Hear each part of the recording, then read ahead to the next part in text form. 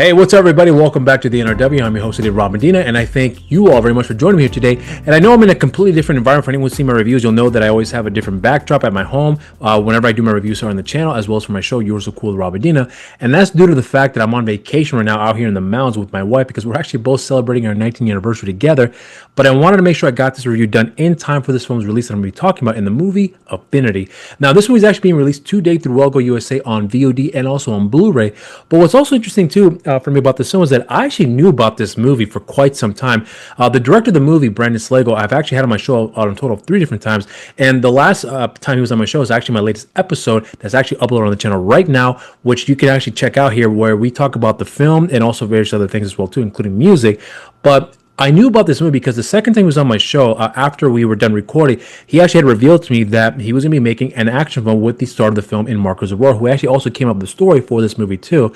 So I actually had a lot of high hopes for this film because there was actually a movie that he had done called Battle for Saipan, which I think is a very underrated action flick. In my opinion, still his best movie. And when you see the trailer for Battle for Saipan, it kind of gives you a completely different tone and a completely different film from what you could be expecting, because the trailer made it seem like it was like a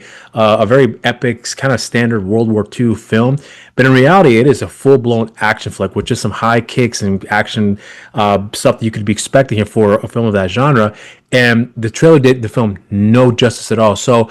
this is one of those films that I think everyone should go out of the way to check out, because not only is it, I think, is Brandon's best movie, but it is a truly surprising film. When you watch it, especially if you love the genre, I think there's a lot you could take away from that. So again, I had a lot of high hopes for this movie because I did expect for the action to be top tier, but I was also wanting to be expecting a really great, entertaining movie, and I definitely got that on all fronts here. But even more so for me is that I actually took away a lot more from this movie than I really anticipated, because there's a lot that I'll be getting to this review about what I really loved about this film. So of course, I'll get into the plot synopsis. I'll also get into my positives and then my negatives and then my rating.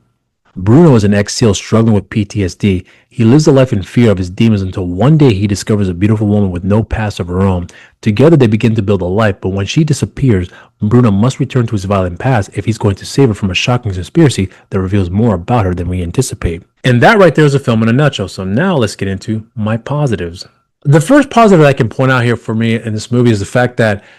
I said before that there was a few things that I took away from the film that I just did not anticipate to really be taken from here. And that actually has to do with the fact that this movie did a really good job in showcasing the city of Bangkok in a really different light. So what I mean by that is this. I've seen tons of movies that are set in Bangkok, in Thailand specifically, of course, but focusing more on Bangkok, that always typically have a very similar tone and a similar atmosphere, a similar aesthetic to it, where it tends to show Bangkok rather in more of a kind of like a certain look to it, where it's very similar to like New York from what it was back in the 70s, where you kind of have this grungy, grimy feel to it. And I'm certainly not implying that Bangkok is a dirty city. I'm not saying that at all, but it certainly gave like this really just kind of like a really grimy feel to it in a lot of ways. Now, granted, it could be a horror film, an action film, and it may not always be the case per se, but there's always a similar tone to it that it's always almost across the board when it comes to those respective films. But this is actually the first time for me personally that I can recall, and where I got to see a lot more vibrancy and a lot more variety of colors like that really just pop out. And I remember in my conversation with Brandon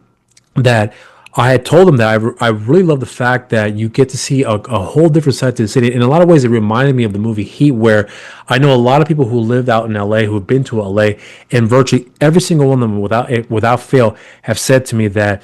LA is a very, very dirty city. It's not pretty at all. And when I remember pointing out Heat, where I saw Heat, and it made Heat made LA look like a beautiful, beautiful city. And that movie did a really good job in showcasing a side of the city that you don't really get to really see that often. And the movie made the city look beautiful, but in reality, it is a dirty city. It's very crowded. It is just too much going on, and there's virtually no air to breathe there. But one thing again that I wanted to point out is that you definitely do get to see that of the actual look of the city itself, and having these wide scopes and seeing the shot of the city where you see bridges there and you see these major skyscrapers out there. And a lot of it I have to give a lot of credit to in the cinematographer in this movie, and Nico Della Ferri. Now, Nico, if I fucked up your last name, my apologies, but I am a massive, massive fan of this guy here because I actually did a review here on the channel for a movie called Prisoner of War, which he was also the cinematographer for that movie here. I loved what he had done in that movie, and I love even more what he had done with this film here because the one thing that I think he has done a phenomenal job here is showcasing again not just the scope of the city, but providing a different vibe to it, a wonderful pop to it, just showcasing a lot more colors and giving that vibrancy to it that I thought I'd never seen before in films or even television that I got to feel for the first time in watching this movie. So I really appreciated in showcasing a lot more scope to the film and giving a lot more so in a weird way, it's almost like a living organism. It's kind of I don't know if it's the best way to describe, but you get to feel like it's almost like it has a life of its own, which is quite a beautiful thing to see with this film that I think he did a really good job in capturing here. But the other thing I also wanted to point out too is also with the fact that in this movie, you also get to see a variety of different people out there too that I personally was not accustomed to seeing on film. And the one thing I'm going to point out specifically is to a certain ethnic group in this film that you get to see. And when I was talking with Brandon about this here, I was letting him know that I actually was educated in seeing that there was a different type of a different group of Thai people that I was not used to seeing before, and he was pointing out that one of the things that you do get to see out there are like more of a there's a Chinese ethnic group out there, which is how they're actually referred to in Thailand, and you got to see that in this movie with one particular character that is very pivotal to a plot point to this movie that gets revealed as it progresses along the way. And when I was thinking about what he had said there, I could see more of like the origins a lot of these people have in their lineage, that it's a lot similar like here in the United States. In fact, it's like that everywhere in the world, but specifically in Thailand, though, I just did not know it had existed. And he had said that that's something that we see all the time, and it's actually very common out there. But to see that kind of being put in film, even though that's not the forefront of it, but it's seeing that in the movie, it really just opened up my eyes of seeing something that I had never seen before. And as far as like the different type of ethnicities that are out there, that I was actually quite appreciative in seeing in this movie here. So again, there's a lot that I took away from in terms of being educated in this movie, that I got to see a different side of the city and also the different side of people that are also in the country as well too, which I really did appreciate here as well. Now, one other thing I definitely want to talk about here has to do with the action in this movie. I again like I said before, had a lot of high hopes with this movie when in terms of what I could be expecting with the action, and it sort of did live up to my expectations. In fact, one of the things about this movie that I took away from that I had learned here was the fact that I remember in the opening credits it had pointed out that Marko Zaror was the action director in this film, and Brent had talked about how he was working with a team of people that work with Tony Shaw, I meant to say, that had helped to put together the fight sequences they thought would work best, and then Marko would come in and kind of chime in and put his input about what he would also like to do too, given his stature among other things as well, to help kind of really flesh out those specific fight scenes that you get to see in this movie. And it definitely does live up to my expectations as far as what I was expecting here. And then apart from that, you also get to be entertained in the process as well too. But the other thing I also want to highlight here too does actually have to do with Marko Zaror. Now, I am going to have to preface something here to get you to understand where I'm coming from with this here, because when I saw the movie for the first time, I do remember thinking that I was really not impressed with what I was getting with Marko Zaror, which is interesting for me because I don't think he's a bad actor by any means, but I was kind of confused about the approach he was taking with his character in Bruno, where it just for some reason didn't click for me. And then I seen the film a second and third time, and for some reason I still had the same critique about his performance in this movie. And again, that's not to say he was bad by any means. I just thought that he could have been better with his acting. And then I had a conversation with Brandon on my show where he had pointed something out that I honestly did not see at all, that made me look at Marko Zaror's acting in this movie in a whole different light, and actually gained him a lot more appreciation for what he was trying to pull off here. Because one thing he had said about Marko was that he pointed out that Marko wanted to improve on his English, especially when it came to delivering the lines in this movie. And then he had realized that it's probably better for him to focus more on just conveying the emotions through his facial expressions, the body language, and shedding tears when it's necessary for these respective parts of the movie. And then he said that as you see that progress along the way, he started to realize that the amount of dialogue they had prepared for him to say in those respective scenes, they realized that it wasn't really necessary to put in there in the first place. So they decided to take most of them out and just have him just convey those emotional beats through his expressions. And when I think about it now, I have a better understanding of what the approach he was taking here. And I think that was where my critique had come in initially, where I just thought, why is he just standing there not saying anything at all? He would just let's have you say something to that and react to the situation rather than just kind of staring at your, in this case, with your love interest or anyone else that may be talking to you. So my critique had turned from, being negative to more positive and also much more understanding and much more appreciative of what he was trying to go for, because I started to understand more and more about the approach that Brent had recommended and what Marko had worked on and conveyed in this movie. And it gave me a whole different set of lenses about how I'm actually looking at his performance now, which I do appreciate now after my conversation with Brandon here. So thank you, Brandon, for shedding light on me on that, because had I not known that, I probably was something very critical of his acting even during this review here. But the other thing I want to point out here, too, has to do with the rest of the cast here. There are some actors I'm going to name here right now. The first, which is going to be Brooke Ence, I think they pronounce her name. I've actually seen it before, where she played an Amazonian warrior in Wonder Woman, as well as the 2017 Justice League film and the Zack Snyder's version of Justice League that came out, I believe, in 2021. I really liked her character in this movie. One of the things that I'm going to say about this film is that I was kind of expecting more or less for Marko Zaror's character to be kind of like this unstoppable force to a degree. But what I appreciated about his character, and also with Brooke's character too, and her character that she plays is by the name of Fitch, is that there's actually a lot of vulnerability with these characters where they have a limit to how far they can actually pull off what they're doing, because there's always going to be somebody out there better than them, or they're just going to be outnumbered and there's no way they can survive this onslaught of attack that they're going to be dealing with here. So with her character and Marko partnership in this movie, one, they have really great chemistry, but secondly, when it came to where they have reached their limit about what they can actually do, I appreciate the fact that they knew what those limitations were and where they could stop, and then still find a way to work together in a different capacity to help each other out. So that way that they're not just left hanging and then left for dead for them to pretty much leave the hero or whoever the partner out on their own to fight for their life. Even though that happens in the movie for the hero, but my point being is that you get to see a side of vulnerability with both of these characters and the partnership they have. And you do believe, in my opinion, that they do have a very well-established friendship here that has been going on for years, and that there is a really solid trust factor. And even though it's a man and a woman, not once was it ever hinted at like some sort of like love relation, some sort of romantic relationship they would have developed in the past. It's purely just like a platonic friendship that they do have. They're friends and they're focusing on the friendship. They're there for each other no matter what, and they're going to help each other out no matter what.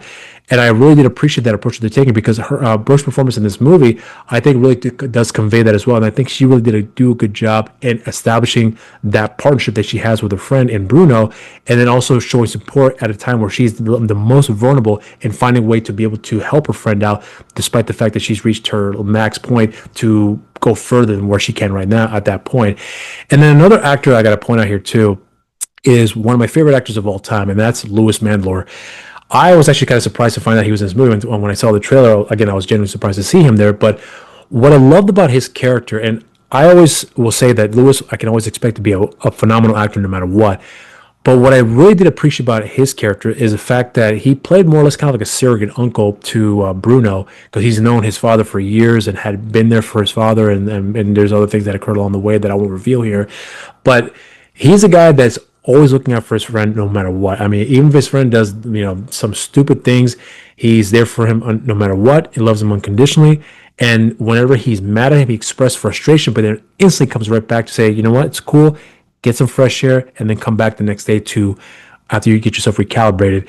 And when it comes to how they are establishing that relationship and understand where they are at this point in terms of supporting each other, showing disappointment and bickering at each other, arguing with each other, it all does make sense, because whatever has occurred towards the end of the movie, the lead up to those specific events between these two characters does make sense, and it does pay off quite well, in my opinion. But the other thing I also want to point out here too is with the introduction that we get to Marko Zaror's love interest in the movie, played by the actress Jane Miro, who plays the character of Athena. I am not familiar with who she is at all, but I will say that I was actually quite impressed with what she's able to pull off here, with having the job and the responsibility basically to try to not reveal too much, because one, she can't, but also the same to conveying confusion, conveying no trust. Well, in this case with Bruno, who happens to come across her when he discovers her on that dock, and you get to see that slowly but surely he's earning her trust, and then she's slowly but surely giving him her trust to him, and at the same time you see that developing the relationship they are starting to with them bonding with one another to see how they are able to overcome their own personal traumas that they both have experienced, and then that commonality between them to understand that they understand what it's like for them to struggle with these inner demons that they're dealing with here, especially with one person not knowing much about their past, whereas the other person is trying to forget their past and also trying to hold on to their past at the same time too, and they're having these conflicting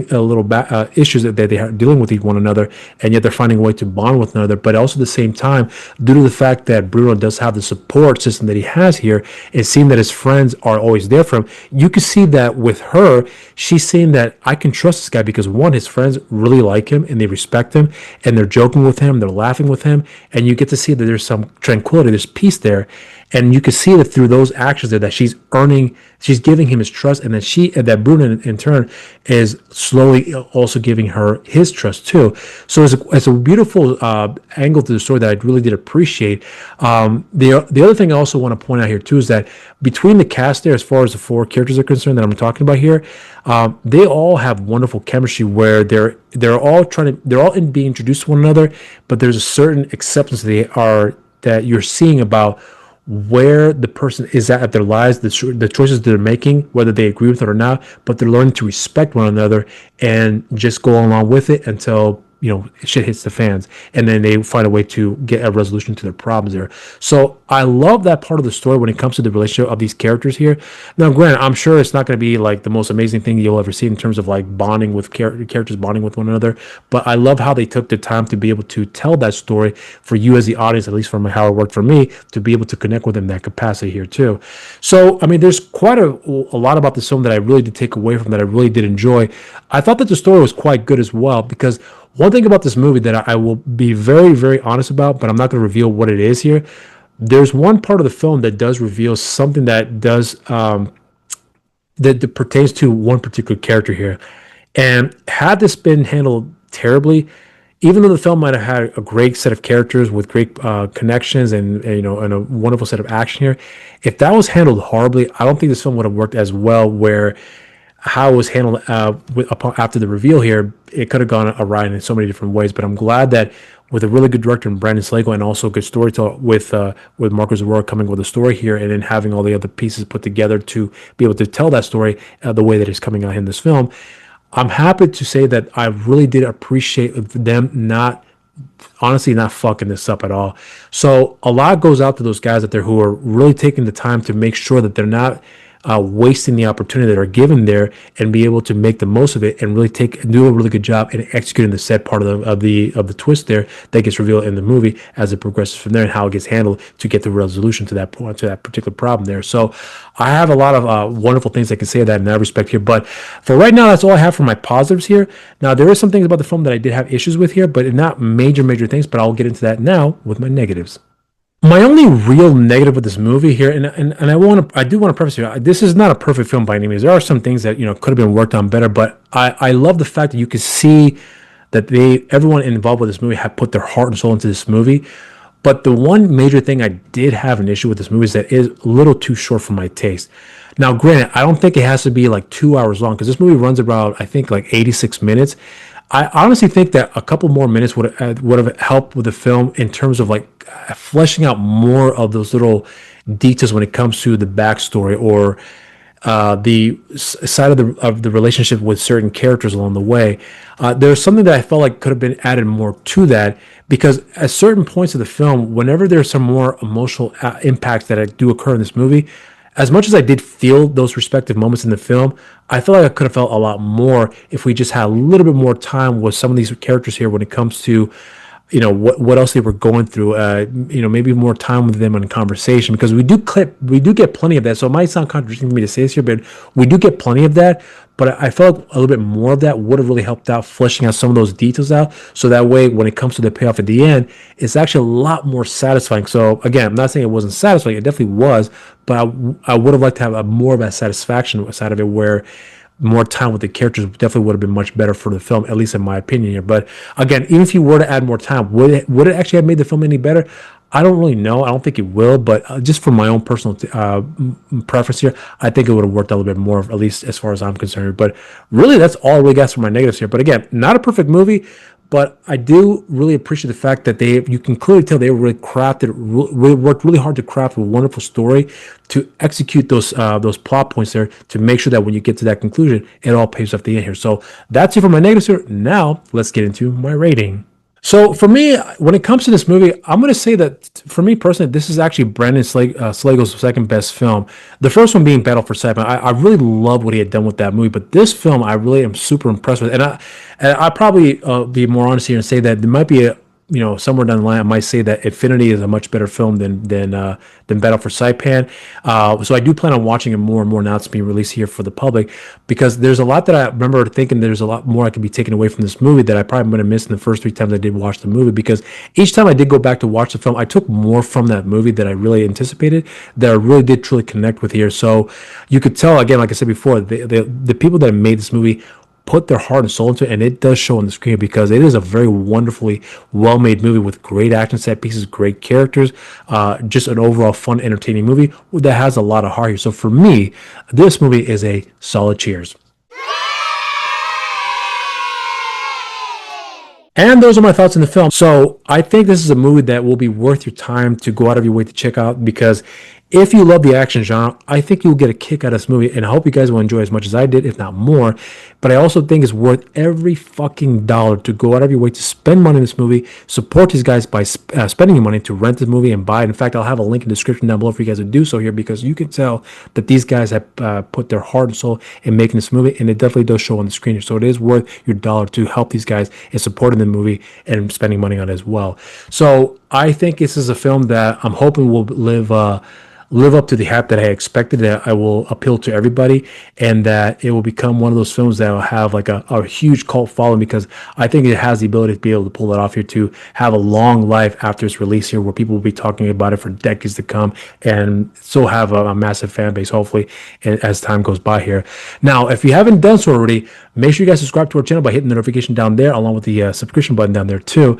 and also follow NRW on social media, on Instagram and Facebook, Nerds Rule the World, on Twitter at the NRW. You can also follow me on my social media accounts on Instagram, You're So Cool with Rob Medina, on Twitter, You're So Cool with WRM, and also on Facebook, simply just Rob Medina. And I want to thank you all very much for checking out this review here, because I know, again, it's not the same setting I have with my previous reviews, and the bad lighting here didn't really help out much either, but I forgot to bring my ring light this time around here for this review. But I appreciate you guys checking it out here, and I hope you guys do enjoy the film. And until next time, stay safe out there, and cheers.